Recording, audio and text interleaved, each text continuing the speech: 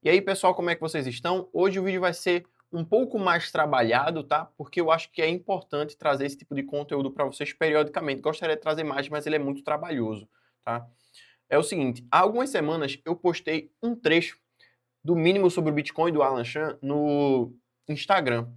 E o texto foi o seguinte: se você não conhece quem é Menger, Bawerk, Mises, Hayek, Rothbard, Hope e os Friedmans, é altamente recomendado que busque suas obras seminais. E aí um rapaz respondeu, cara, eu acredito que se você não conhece escola austríaca, você nunca vai conseguir compreender pelo todo o que é o Bitcoin. E coincidentemente, a página seguinte do livro diz exatamente isso. Sem compreender a escola austríaca, não entenderá em sua totalidade conceitos como captura administrativa, lei de Gresham, lei de Wagner, lei de Michaels, curva de Laffer, efeito Cantillon, entre vários outros que eu considero que são importantes também. Então, esse vídeo aqui vai ser para mostrar para vocês alguns conceitos acerca da economia pela perspectiva austríaca e também alguns conceitos que são importantes no geral para vocês compreenderem o Bitcoin, tá? Esses aqui foram os livros que eu pesquisei, tá? Que eu utilizei como fonte para esse livro. A maioria deles já tem review aqui no canal, inclusive vocês vão achar aí com bastante facilidade, tá? E dessa vez eu fiz um mapa mental para poder trazer um conteúdo mais bem estruturado para vocês. Cada parte desse mapa mental vai ter a fonte que conecta com esses livros aqui, beleza? Eu deixei o link para compra desses livros na Amazon, tanto na descrição quanto no comentário fixado. Saiba que quando você compra na Amazon qualquer coisa através dos meus links, você ajuda bastante a manter o canal. Os links vão ser para os livros, mas se vocês entrarem e comprarem alguma outra coisa também vai ajudar bastante. Agora eu também sou afiliado à Educação Real, ao Educação Real e ao Batismo Bitcoin, que também são do Renato Amoedo, do 38 e do Alan Chan, e eu vou deixar um link com um cupom de desconto aqui embaixo para vocês, logo abaixo desses livros, beleza? Lembrando que eu fiz o curso no ano passado e eu assinei o curso de novo, porque, meu irmão, valeu muito a pena, valeu pra caramba. E mais pra frente eu vou mostrar um pouco dos ganhos que eu tive depois de ter assinado o curso. Não é tigrinho, não é dinheiro fácil. Bitcoin é coisa para quem quer estudar sobre o assunto de verdade, tá bom? Vamos lá, deixa eu dar um zoom aqui. O primeiro conceito que a gente vai ver agora é o conceito da escassez. Ele é o conceito primordial acerca da economia. É a coisa mais fundamental e mais importante que vocês entendam para poderem compreender o Bitcoin, tá? É importante dizer também que sempre eu vou fazer ligações desses conceitos com o Bitcoin para que fique mais fácil o entendimento, beleza? Então vamos lá. Escassez significa que os recursos são limitados, mas os desejos e necessidades das pessoas são praticamente infinitos. Mesmo que você pegue uma pessoa que é multibilionária, que ela pode gastar tanto dinheiro quanto ela quiser e quanto ela puder até o final da sua vida e nunca vai faltar dinheiro para ela, ainda assim esse dinheiro é escasso, ele não é infinito. E ainda tem um outro ponto. Mesmo para um bilionário, ainda existem recursos que são completamente escassos, como o tempo. Infelizmente, não importa quanto dinheiro ele tenha, ele não vai conseguir tornar o tempo de vida dele na Terra infinito. Talvez ele até aumente um pouco da sua quantidade de tempo com tratamentos de saúde, ou transplante de órgãos por coisas mais por órgãos mais novos, ou tratamentos, sei lá, ocultos ou coisas assim, não interessa, ele não vai conseguir tornar o tempo dele infinito, tá? E eu trouxe alguns exemplos para vocês. Há pouco tempo, mas muitas coisas para fazer. Tempo é o recurso mais finito, o bem mais valioso que nós temos. Por isso que é importante valorizar o seu tempo e também eu particularmente acho importante não desvalorizar o tempo das pessoas que estão ao seu redor. Há pouco dinheiro, mas muitos produtos que gostaríamos de comprar. Imagine, por exemplo, que você tem R$ 30 e aí você quer ir ao cinema e você também quer comprar pipoca. Só que o cinema custa R$ 30 e a pipoca custa 30. Então você vai ter que decidir se você vai para o cinema sem pipoca ou se você compra uma pipoca para assistir um filme em casa. Fica ao seu critério, tá? O terceiro ponto aqui, ó, a terra, água e matérias-primas limitadas, mas muitas pessoas que precisam delas e não vai ter para todo mundo. Infelizmente, é assim que ocorre. Em resumo, escassez é quando não existe recurso suficiente para atender a todos os desejos ao mesmo tempo. Por isso, precisamos escolher como usar o que temos e essa é a base da economia. A fonte que eu vou trazer aqui para vocês é o livro Uma Teoria do Socialismo e do Capitalismo, logo no capítulo 2 do Hans Hermann Hoppe, tá? É esse livrinho aqui. Nesse livro, ele vai destrinchar muito bem, logo de início, a questão da escassez e como a escassez é uma característica primordial para que haja o conceito da propriedade privada. Por quê? A propriedade surge para resolver conflitos sobre bens escassos. Se o bem não fosse escasso, se ele fosse infinito, se todo mundo pudesse utilizar aquele bem da forma que quiser, ao mesmo tempo, e se isso fosse possível, não faria sentido a gente ter leis de propriedade privada, porque não teríamos conflitos por si só. E uma das características mais importantes do Bitcoin como dinheiro é justamente o fato dele ser escasso, diferentemente de dinheiros de mentira, como são o real, como são o dólar. Por quê? Eles são virtualmente infinitos. Afinal de contas, o governo pode imprimir esse dinheiro tanto quanto ele quiser. E além de imprimir, ele ainda pode digitar lá os seus numerozinhos mágicos digitais e vai aparecer dinheiro extra na conta de quem eles quiserem. Principalmente de pessoas que são muito próximas ao governo ou como a gente chama de cantilionários. Eu vou falar sobre os cantilionários mais para frente, tá? A emissão de Bitcoin, ela tem um limite de 21 milhões. Não vai passar disso. Enquanto isso, os dinheiros governamentais vão aumentando, aumentando, aumentando. As moedas governamentais, melhor falando, as moedas fiat, elas vão aumentando, aumentando ad infinito, tá bom? Agora vamos para o próximo conceito, que é o valor. Mais especificamente, o valor subjetivo, que é o que os marxistas odeiam, porque eles acreditam que o valor é baseado no trabalho. Mas vamos lá. Valor subjetivo significa que o valor de um bem ou serviço não está nas coisas em si, mas na importância que cada pessoa dá para elas. Uma garrafa de água, por exemplo, no deserto, pode valer muito para quem está com sede. A mesma garrafa de água em casa, com a geladeira cheia, pode quase não ter valor. Ou seja, o valor depende da utilidade e da necessidade de quem avalia, não de um preço fixo ou do esforço de produção. O valor trabalho é bullshit. A única coisa que importa é compreender o valor subjetivo. E note, não é nem aceitar o valor subjetivo, porque isso é uma questão da realidade. Você aceitando ou não, isso é que vai ser o valor. O valor vai depender de como cada pessoa avalia um bem ou serviço, o que quer que seja que esteja disponível na economia. Uma fonte para vocês entenderem isso aqui, ó, é o Ação Humana do Mises, é o Magnum Opus do Mises. Eu vou falar bastante sobre o Mises aqui, principalmente sobre esse livro dele, porque quase tudo isso aqui que eu vou mostrar para vocês vai estar inserido em algum capítulo ou em algumas páginas desse livro. É um manual de economia completo, que é muito importante de ser lido, mas não é um livro para principiantes, até pelo porte dele, é um livro de 1000 páginas, cara. Dá muito trabalho ler isso aqui, mas ele acaba se tornando um excelente livro de pesquisa e também para produção de conteúdo ele é fenomenal, porque ele tem muitas fontes, tem muita coisa importante aqui nesse livro, tá bom? Vou deixar link para compra dele aí também na Amazon para quem tiver interesse, beleza? É importante salientar aqui que existe uma crítica ao Bitcoin, que é o seguinte, olha só, o Bitcoin ele não tem valor intrínseco. O valor do Bitcoin está atrelado à especulação. Ele só tem valor porque as pessoas compram esperando que no futuro tenha um aumento de demanda e a oferta permanece inalterada ou até diminui por conta da redução da emissão que ocorre a cada 4 anos, proveniente do halving. Só que as pessoas não conseguem compreender que o Bitcoin tem valor, sim. Ele tem certas características que fazem com que a gente olhe para o Bitcoin e valorize muito ele. E a mais fundamental de todas é a segurança. É a segurança, simplesmente a segurança da gente saber como é que aquele protocolo vai funcionar e como é que ocorre a emissão dele. E para a gente ter certeza que ele não vai ser fraudado, tá? E aí você poderia até dizer, ah não, mas um computador quântico vai quebrar a criptografia do Bitcoin. Se esse realmente for o problema, e se você for contra o Bitcoin por causa disso, você deveria abandonar o sistema financeiro tradicional. Por quê? Você acha que um computador quântico que consiga quebrar a criptografia do Bitcoin não vai quebrar a criptografia dos bancos, das instituições financeiras, dos governos? Pense nisso um pouquinho, porque eu compro Bitcoin para ter segurança, para saber que o meu dinheiro não vai ser roubado por ninguém, principalmente pelo governo. Eu quero que o governo se exploda, tranquilo? Vamos lá agora para a próxima parte aqui.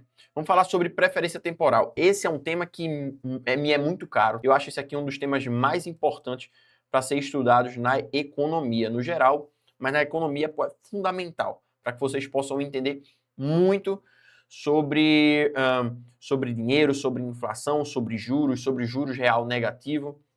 Mas enfim, vamos lá. Preferência temporal é a importância que a gente dá em ter algo hoje ao invés de no futuro. Por exemplo, se alguém te oferecer 100 reais hoje ou 100 reais daqui a um ano, o que você vai preferir? Ó, eu posso te dar 100 reais agora ou eu posso te dar 100 reais daqui a um ano. E aí? O que é que tu prefere? Não vai ter juros, não vai ter nada, vai ser exatamente o mesmo valor. Pô, se vai ser o mesmo valor, eu prefiro ter agora. Porque eu tenho a segurança, eu tenho a certeza que eu vou poder pegar esse dinheiro e vou gastar hoje. Fora que, em um cenário de juros real negativo, que eu vou falar mais pra frente, a gente sabe que no futuro esses mesmos 100 reais vão valer menos. Então é melhor eu pegar esse dinheiro agora. E quando a gente vai mais a fundo, a gente entende que a preferência temporal ela é dividida em duas partes. Em preferência temporal alta e a baixa. A alta significa que a gente valoriza mais o presente, a gente quer aproveitar o presente, quer gastar o que a gente tem, quer consumir agora no presente. Enquanto isso, uma preferência temporal baixa significa que a pessoa aceita esperar. Ela opta racionalmente por esperar para consumir algo no futuro, desde que valha mais a pena consumir no futuro do que consumir no presente. Então ela prefere poupar, investir, pensar no futuro, enfim. Resumindo, é a escolha entre consumir agora ou esperar para consumir depois. E velho, não tem como eu não indicar para vocês um dos melhores livros sobre o assunto, que é o Democracia, o Deus que Falhou. O livro é praticamente todo sobre preferência temporal. Mas logo no primeiro capítulo, ele já vai explicar para vocês o que é preferência temporal, o que afeta a preferência temporal das pessoas, como o governo institucionaliza um aumento da preferência temporal, fazendo com que as pessoas tenham uma perspectiva mais orientada para o presente do que para o futuro. É um livro excelente, um dos meus livros preferidos, tá? Se eu puder recomendar só um livro para que vocês leiam, é esse aqui, Democracia, o Deus que Falhou. E por que é importante compreender a preferência temporal e qual a relação disso com o Bitcoin? Bom, a partir do momento que você entende o que é a preferência temporal e quando ela é alta e quando ela é baixa, você pode racionalizar certas coisas. E você pode perceber também que se o dinheiro desvaloriza, se a moeda estatal desvaloriza e o Bitcoin se valoriza com o tempo, eu, por ter uma baixa preferência temporal, vou optar por poupar, pegar essa poupança, comprar Bitcoin, e esse Bitcoin no futuro vai valer muito, muito, muito mais. Eu, por exemplo, comprei Bitcoin há mais ou menos um ano e meio e se valorizou bastante, sabe? E estou muito feliz com isso. É por isso que é importante vocês entenderem, vocês compreenderem a preferência temporal. Cara, depois da escassez, na minha opinião, isso aqui é o conceito mais importante que a gente pode estudar, que a gente precisa estudar e que a gente precisa aprender. Logo em sequência, vamos aprender agora sobre taxa de juro. A taxa de juro, ela é intimamente ligada com a preferência temporal. Ela é o preço de mercado do dinheiro presente em função do dinheiro futuro. Quanto mais pessoas têm preferência temporal baixa e poupam e deixam o dinheiro no banco, mais crédito disponível há para que seja emprestado para as pessoas que querem contrair essa dívida, que querem conseguir esse crédito, utilizar esse crédito e gastar empreendendo em coisas no presente. E elas vão fazer isso porque elas estão dispostas a lucrar e o lucro delas vai ser superior ao juro que elas estão pagando para poder contrair esse crédito. Por exemplo, aqui, ó, se você pega 100 reais emprestado no banco e tem que devolver 110, esses 10 a mais são os juros, tá? E se você guarda dinheiro em uma aplicação e recebe 10 a mais depois de um tempo, esse ganho também é um juro. Resumindo, juro é o preço do dinheiro no tempo. Eu deixei aqui algumas fontes para vocês. Olha só. Mais uma vez, tem aqui o Ação Humana. Vale lembrar que, bicho, eu coloquei aqui capítulo 19 e 20, só que tem diversas páginas em capítulos perdidos aqui dentro que vão falar sobre os juros, tá? Eu também deixei aqui o Ação, Tempo e Conhecimento, do Biratan Jorge Iorio. Esse livro aqui ele é fenomenal, é de um economista brasileiro que também segue o legado austríaco. Pô, é um livro esplêndido. Ele tem um livro chamado 10 lições fundamentais de escola austríaca, que, cara, até uma criança consegue ler aquele livro e compreender as coisas que estão sendo ditas ali, de tão didático que ele é maravilhoso. Temos aqui também a escola austríaca do Jesus Huerta de Soto, e aqui ele vai falar sobre as teorias do Bawerk. Esses dois livros aqui, por coincidência, o quarto capítulo vai falar sobre as teorias de juros do Eugen von Bawerk. Beleza? E por que é importante vocês entenderem a taxa de juro, o que é a taxa de juro, num cenário onde há dinheiro fiat, moeda fiat e Bitcoin? Porque a gente vive num sistema de juros real negativo. Uma coisa é você deixar lá o seu dinheirinho na caixinha do Nubank e ele render 10% ao ano. E você fica super feliz porque você acha que seu dinheiro aumentou. Só que ele aumentou nominalmente e não de forma real. Por quê? A inflação real é muito maior do que as estatísticas dizem. As estatísticas de instituições ligadas ao governo. Por exemplo, eles dizem que a inflação esse ano vai ser de, sei lá, 4%, 5%. Só que quando você vai no mercado, os preços aumentam 10%, 15%, 20% em um ano. Tudo isso é feito de forma mascarada, porque eles utilizam certos produtos que são fáceis de serem manipulados, com preços fáceis de serem manipulados. É por isso que não dá para confiar nessas instituições que são ligadas ao governo, porque eles sempre vão utilizar uma cesta de bens e serviços e vão colocar nessas cestas bens ou serviços que não aumentaram tanto. E assim eles conseguem mascarar para a população. E quando você estuda a situação mais a fundo, você para para pensar. Ó, minha caixinha do Nubank rendeu 10% ao ano, o governo disse que a inflação foi só 5%. Se rendeu 10% para mim e eu tirar esse 5% de inflação, ainda rendeu 5%. Então ainda está valendo a pena deixar dinheiro investido em ações, ou em fundos imobiliários, ou nas caixinhas, ou até em algumas poupanças de uns bancos, ou sei lá o quê. Só que quando você analisa mais a fundo, você vê que a expansão da base monetária foi uns 20%, até mais. E bom, será que tem alguma coisa no Brasil na qual você invista, renda mais do que a impressão de moeda, renda mais do que a inflação real, que eu já vou falar para vocês, e aí sejam descontados os impostos, o custo de oportunidade, e mesmo assim ainda renda mais? Não. Significa que a gente vive num sistema onde há juros real negativo. Não existe rendimento de juros de verdade aqui no Brasil e em nenhum país. A única coisa que você pode comprar na atualidade, a única coisa que você pode comprar, o único bem que você pode comprar é Bitcoin. É a única coisa que você tem certeza que vai se valorizar. Você até pode comprar uns shitcoins, umas altcoins e tal, que podem se valorizar com o tempo. Mas a única que é segura de verdade é o Bitcoin. Vamos agora para o dinheiro, tá? Seguinte, em diversas fontes diferentes, vocês vão acabar vendo características do dinheiro que são diferentes também. Você sempre vai ir adicionando mais e mais características ou tirando características, mas eu vou falar aqui sobre as características aristotélicas do dinheiro e também sobre algumas outras características que eu acho que são importantes e poderiam ser adicionadas. Só que, dependendo da fonte que você utilizar, se não forem as aristotélicas, as pessoas vão adicionar características diferentes ou remover características, tá? Isso acaba se tornando um critério subjetivo, mas no final de contas tem muitas delas que acabam sendo convergentes, por assim dizer. Então vamos lá, ó. Primeira coisa, dinheiro é um meio de troca, ele deve facilitar as trocas substituindo o escambo, que é basicamente a troca de um produto por um outro produto. Como é que acontece basicamente? Eu tenho um mouse e eu preciso de um marca-texto. Porra, mas o meu mouse vale muito mais que esse marca-texto, eu tenho certeza. Então o que é que eu posso fazer? Ao invés de trocar o mouse por um marca-texto, eu vou trocar esse mouse por 4 livros, tá? E agora eu tenho 4 livros. Um desses livros, não sei, vou trocar por um copo. Vou trocar o menor livrozinho que eu tenho aqui, que é o que o governo fez com o nosso dinheiro, por um copo, tá? E agora esse copo eu vou trocar por... E aí esse copo eu vou trocar por 2 porta-copos para colocar em cima da mesa e um protetor labial. Agora eu vou trocar esse um porta-copo por um marcador de texto.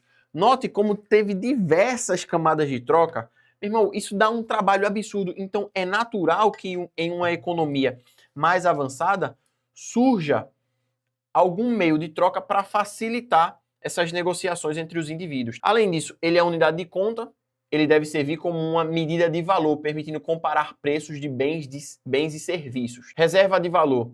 Precisa manter seu valor ao longo do tempo, permitindo que as pessoas guardem a riqueza. Durabilidade. Ela não pode se deteriorar facilmente, ela precisa durar, por isso que o ouro também foi o dinheiro de verdade durante bastante tempo.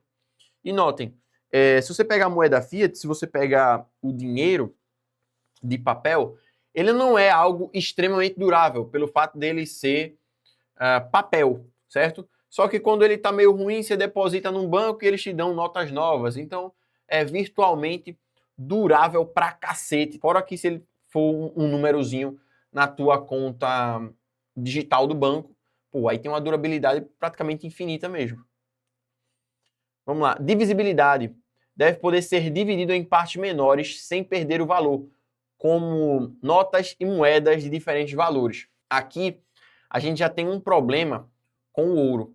Para poder fazer essa divisão aqui, dá muito trabalho com o ouro. Já as moedas fiat conseguem fazer isso aqui com muita facilidade, muita. E para o Bitcoin dá para fazer com uma facilidade maior ainda, porque ele se divide em diversas casas decimais. E agora vamos para a próxima característica, que é a portabilidade.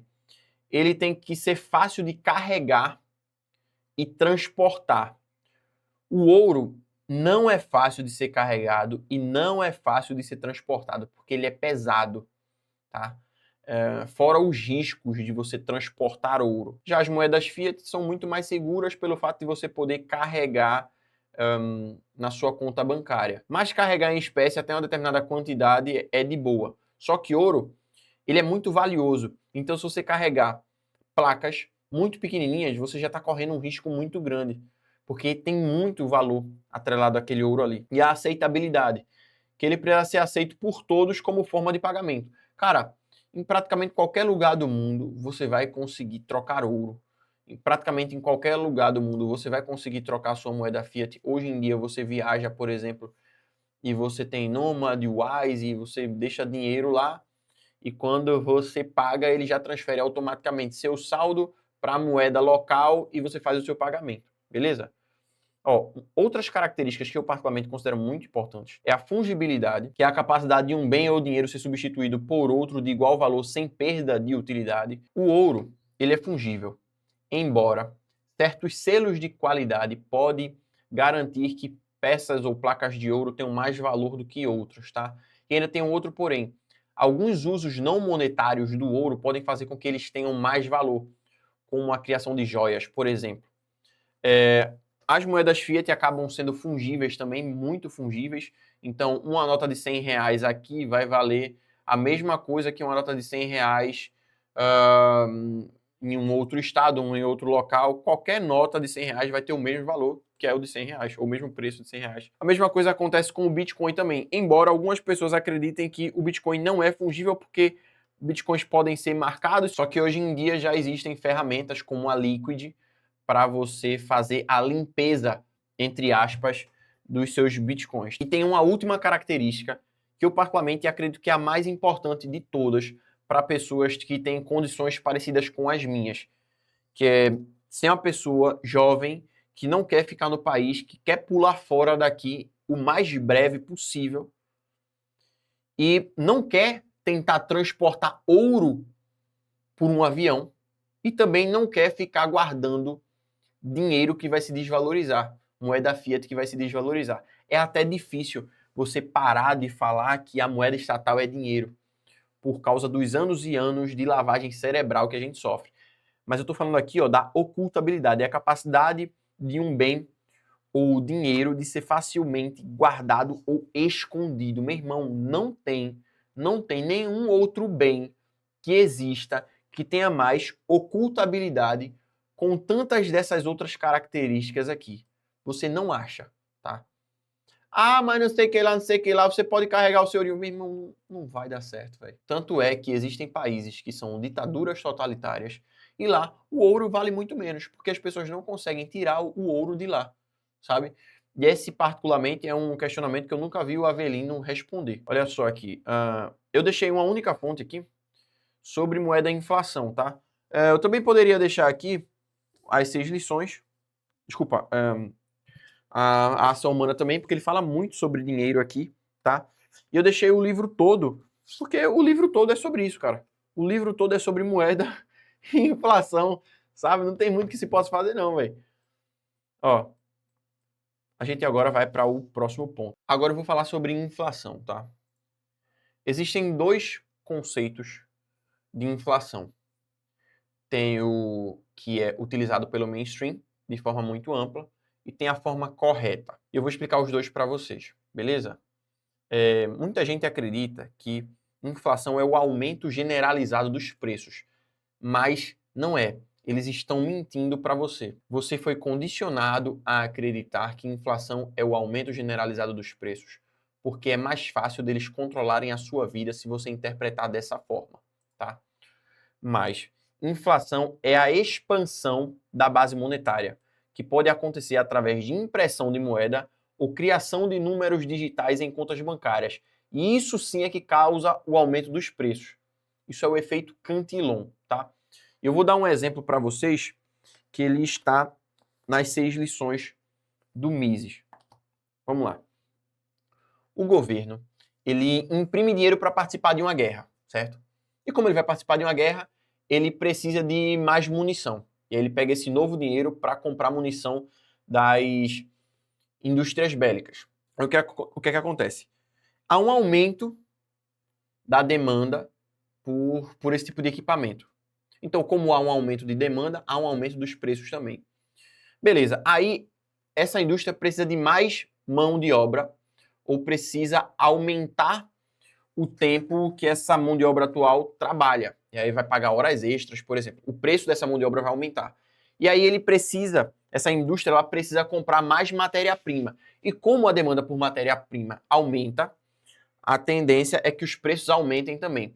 Por consequência, tudo que existir ao redor dessa indústria bélica vai tender a aumentar de preço. Por quê? Agora, os funcionários ganham mais, ou tem mais funcionários ganhando um valor um pouco mais alto, então eles vão poder comprar mais coisas que existem ali ao redor.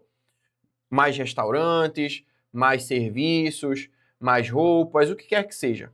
E aí, como a demanda aumenta, os preços tendem a aumentar também. Então, notem, toda vez que vai passando de uma camada para outra, de uma camada para outra, de uma camada para outra, os preços vão aumentando. Só que chega um determinado momento que esse novo dinheiro percorreu toda a economia e as últimas pessoas que pegarem esse dinheiro vão agora pagar mais caro em todas as camadas que estão acima. Então, tudo que ela precisa comprar, por assim dizer, acaba se tornando mais caro, tá? É assim que ocorre o efeito Cantillon. Mas por que é que, com o tempo, foi subvertido o conceito de inflação? Não para aumento da base monetária, não para aumento de dinheiro circulante, e sim para aumento generalizado dos preços. Bom, no Ação Humana, o Mises diz que essa subversão ocorreu porque quando você diz que a inflação é o aumento generalizado dos preços, é fácil você lutar contra isso, basicamente dizendo que vai controlar os preços. Então, é muito simples, olha só. Se o problema é o aumento generalizado, a gente só precisa controlar esse aumento.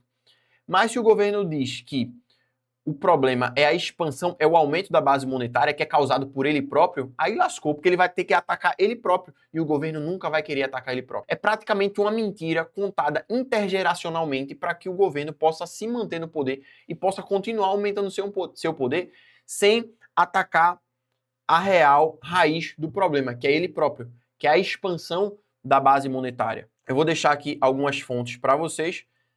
Esse exemplo aqui da indústria bélica de guerra, tá?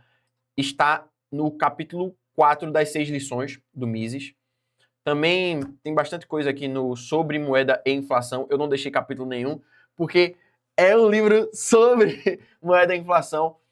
O que o governo fez com o nosso dinheiro também, do Murray Rothbard, que é um livro inteiro sobre isso. E vou deixar aqui também o Bitcoin Red Pill, do Renato Amoedo e do Alan Schramm, porque é um livro que fala especificamente sobre isso e como o Bitcoin surge para que as pessoas possam lutar contra isso. Por quê? Se a moeda fiat, se a moeda estatal é uma moeda que pode ser expandida sem limite, em contrapartida, o Bitcoin é uma moeda, é um dinheiro que não pode ser expandido além do limite. A gente vai ter apenas 21 milhões de unidades. E aí você pode pensar, poxa, ou eu posso correr atrás de uma namoradinha e depois posso correr atrás do Bitcoin, ou eu posso correr atrás do Bitcoin e no futuro correr atrás de uma namoradinha. O que é que faz mais sentido para vocês? Bom, eu acho, no meu caso, que faz mais sentido ficar correndo atrás de Bitcoin por enquanto. Ok? Vamos lá. Agora vamos para o próximo conceito, que é a lei de Wagner. Tá? É uma teoria econômica pública que diz o seguinte, de forma bem simples. À medida que a economia de um país cresce e a renda da população aumenta, os gastos do governo tendem a crescer ainda mais. Tá? Em outras palavras, quando a sociedade fica mais rica, o governo passa a gastar mais com educação, saúde, infraestrutura, previdência, cultura, assistência social, etc. Por exemplo, em um país pobre, o governo gasta pouco porque não tem recursos. Conforme o país enriquece, o povo exige mais serviços públicos, escolas melhores, hospitais, estradas, segurança. O governo amplia seus gastos para atender essas necessidades de alguns indivíduos. Agora, é engraçado que quando isso ocorre, as pessoas não ficam dispostas a pagar para que uma empresa privada faça isso e com bastante qualidade. Elas preferem cobrar do governo. E aí o governo faz o quê? Cobra impostos dela. E como não tem cálculo econômico, o governo pode cobrar mais impostos ou menos impostos. Dane-se. Se ele fizer merda, ele é o governo. O que é que você vai fazer? Vai cobrar de quem? Do STF? Enfim, resumindo, a lei de Wagner mostra que o crescimento econômico puxa junto o crescimento dos gastos públicos. E como é que isso aqui está atrelado ao Bitcoin? Independentemente do quanto o governo queira se expandir ou das demandas que surjam, se você passar a poupar em um dinheiro que o governo não pode controlar, você não pode ser roubado para que o governo aumente seus gastos. Você está protegido. Eles vão fazer o quê? Ler a sua mente, descobrir as 24 palavras? Ou mesmo que eles achem as suas 24 palavras, eles vão descobrir a sua passphrase? Impossível. Impossível, meu irmão. Esteja seguro. Inclusive, aqui embaixo na descrição, mais uma vez, vai ter o link para vocês assinarem o Batismo Bitcoin 2.0 e terem um ano de acesso à Real Academy com desconto, tá? Conseguir cupom de desconto para vocês. Fiquem à vontade, vale a pena. Depois eu vou fazer um review da Real Academy e vou mostrar os meus ganhos aí, depois de eu ter feito o curso, se valeu a pena ou não para mim. Mas já adianto, meu irmão, eu ganhei dinheiro. Simplesmente valorizou, tá ligado? Bitcoin no último ano, porra, meu irmão, foi quase 100% de subida, tá? Vamos lá, vamos falar agora sobre Lei de Gresham. Isso aqui é uma coisa que muito me apetece. Um dos primeiros conceitos econômicos que eu aprendi quando eu comecei a estudar a escola austríaca, principalmente no livro que o governo fez com o nosso dinheiro. Foi o primeiro contato que eu tive com o conceito de Lei de Gresham, tá? Mas ela diz que em um ambiente onde circule mais de uma moeda, a moeda ruim expulsa a boa moeda de circulação. E aí você pode achar que isso é ruim, mas não, isso não é ruim. Isso significa que quando existem duas moedas oficiais circulando ao mesmo tempo, uma de maior valor real, ou seja, o Bitcoin, feita de um metal mais precioso, por exemplo, tá? Poderia ser ouro aqui, mas vamos ficar falando sobre Bitcoin dessa vez. E outra de menor valor real, um metal mais barato, ou o próprio real, ou dólar, enfim. As pessoas guardam a moeda boa e usam a moeda ruim no dia a dia. Por exemplo, se existe Bitcoin e real em uma economia, que é a realidade que a gente vive agora, as pessoas vão guardar o Bitcoin, porque ele tem maior valor real, ele vale mais, certo? E ele vai continuar se valorizando mais com o tempo. Então não faz sentido eu gastar esse dinheiro agora. Em contrapartida, as pessoas vão gastar o real, pois ele se desvaloriza com o tempo. Então o que é que acontece? A moeda ruim, a moeda lixo, a shitcoin, expulsa o Bitcoin do mercado. É por isso que hoje em dia as pessoas não utilizam ainda o Bitcoin como dinheiro. Mas vai chegar um momento que elas vão utilizar, ou no mínimo vão gastar algum tipo de dinheiro que seja lastreado em Bitcoin. Com o tempo, quase só a moeda ruim ou o real acaba circulando em uma economia, que é o que a gente tem hoje em dia, sabe? Vamos lá. Resumindo, quando o governo dá o mesmo valor à moeda de qualidades diferentes, a moeda de menor valor real domina o mercado, tá?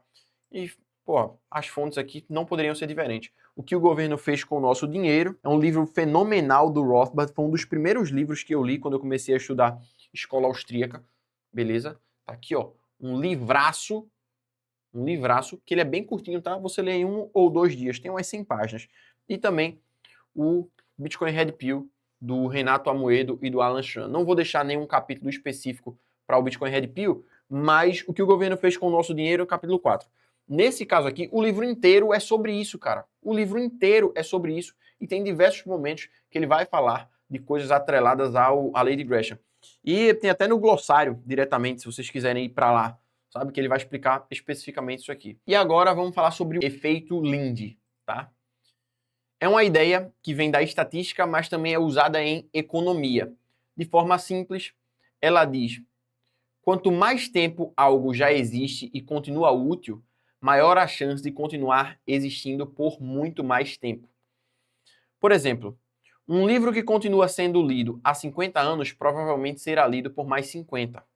O ouro, que há milhares de anos é usado como reserva de valor, provavelmente continuará sendo usado no futuro. Uma tecnologia ou empresa que sobreviveu décadas tem mais chances de durar do que algo recém-criado. Resumindo, na economia, o efeito Lindy ajuda a entender que tradições, ativos ou ideias testadas pelo tempo tendem a ter mais durabilidade e confiança do que novidades ainda não provadas. E aí vocês poderiam pensar o seguinte: mas então, como o ouro está aí há milênios e o Bitcoin está aí há pouco tempo, é muito mais provável que o ouro dure mais tempo do que o Bitcoin. Quase certo, quase certo.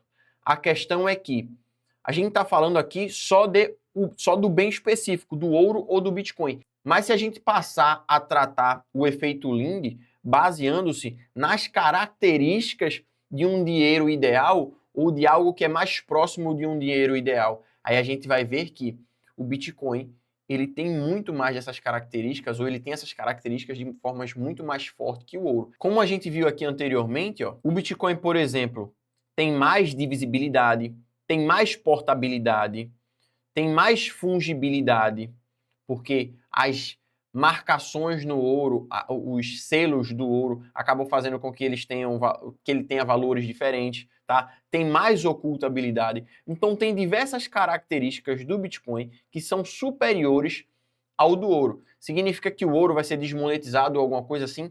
Não, não, não, não, tá? Não é isso que vai acontecer. Inclusive, eu acredito que a gente vai passar a utilizar ouro e Bitcoin no futuro, porque, meu irmão, o bicho tá pegando. Agora você pode levar em consideração o seguinte: se a tecnologia a qual a gente estiver tratando não for o Bitcoin ou o ouro em si, mas for o dinheiro, tá? Então, muito provavelmente, o dinheiro, que é uma tecnologia que já existe há milênios, vai passar a ser utilizado por mais alguns milênios. Isso sim, eu acredito. E eu vou deixar uma fonte aqui para vocês, que é o próprio Bitcoin Red Pill, que foi onde eu aprendi o que era o efeito Lindy, tá? Também do Renato 38, do Renato Amoedo e do Alan Schramm. E por último, vamos falar sobre o efeito rede. Na economia, acontece quando o valor de um produto ou serviço aumenta conforme mais pessoas o usam. Por exemplo, um aplicativo de mensagens vale mais se todos os seus amigos também estiverem utilizando. Ou uma rede social fica mais útil quanto maior o número de usuários. Resumindo, quanto maior a adesão, maior o benefício para cada usuário, tá? Uma fonte que eu deixei aqui também é o próprio Bitcoin Red Pill, que foi onde eu aprendi o que era o efeito rede, tá bom?